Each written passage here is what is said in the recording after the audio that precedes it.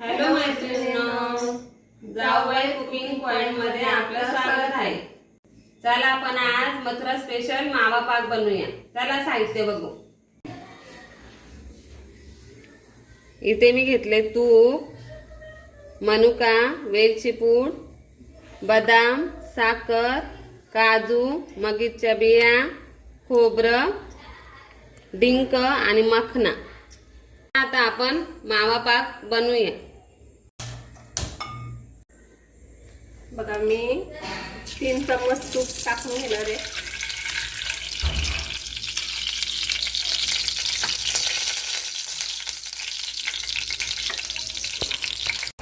Slow gas ठेवायची। आता मी बदाम टाकून घेणार आहे।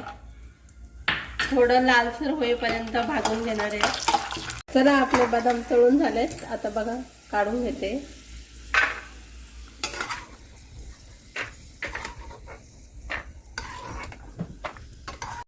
आता काजू तळून घेऊ। चला आपले काजू छान तळून झाले। बघा मी काढून घेणार आहे। आता बघा मी थोडं थोडं डिंक टाकून घेणार आहे। छान असं तळून घेणार आहे डिंक। बघा छान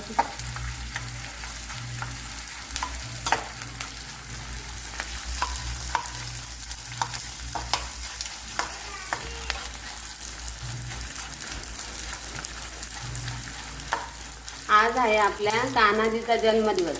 त्याच्या निमित्ताने आज आपण मिठाई बनवू। टाकणार आहे मनुका।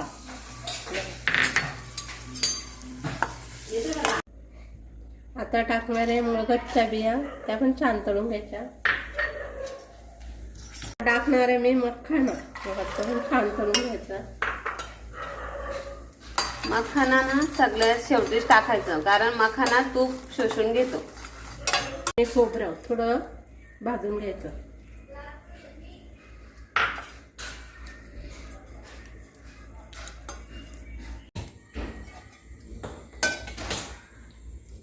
इथे आमच्या ताई आता आपले ड्राय फ्रुट्स भाजणार आहेत। साखर पाक बनवूया।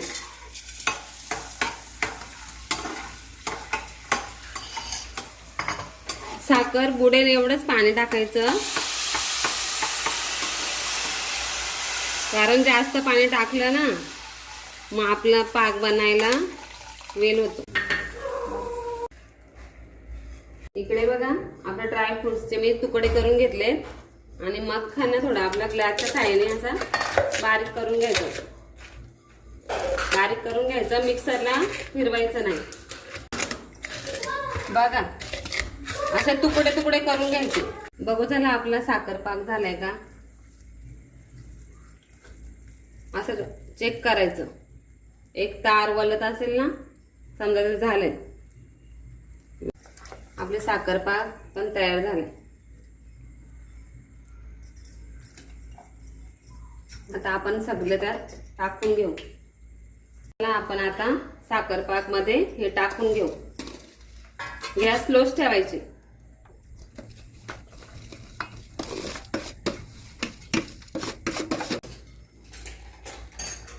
त्यात आपण 1 चमच वेलची पूड टाकू आणि पुन्हा हलवून घ्यायची। गॅस चालूच ठेवायची।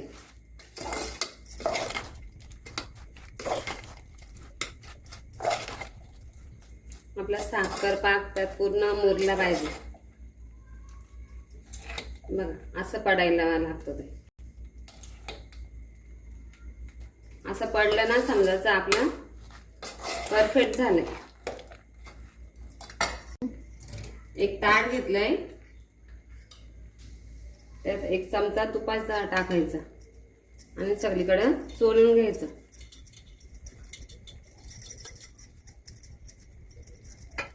आधी भांड्याला तूप लावूनच घ्यायचं,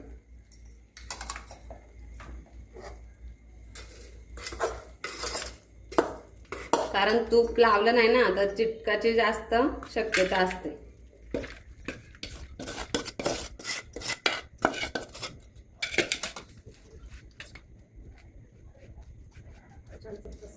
बघा आता पसरून घ्यायचं।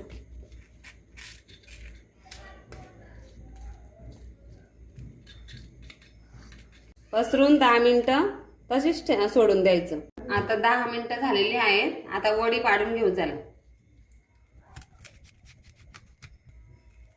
किती छोट्या मोठ्या तुम्हाला जशा पाहिजे तशा पाडा.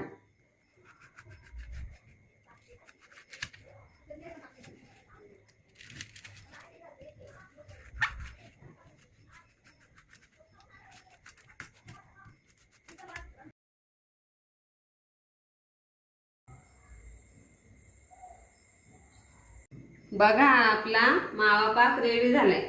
चला मग भेटूया पुढच्या व्हिडिओमध्ये. बाय.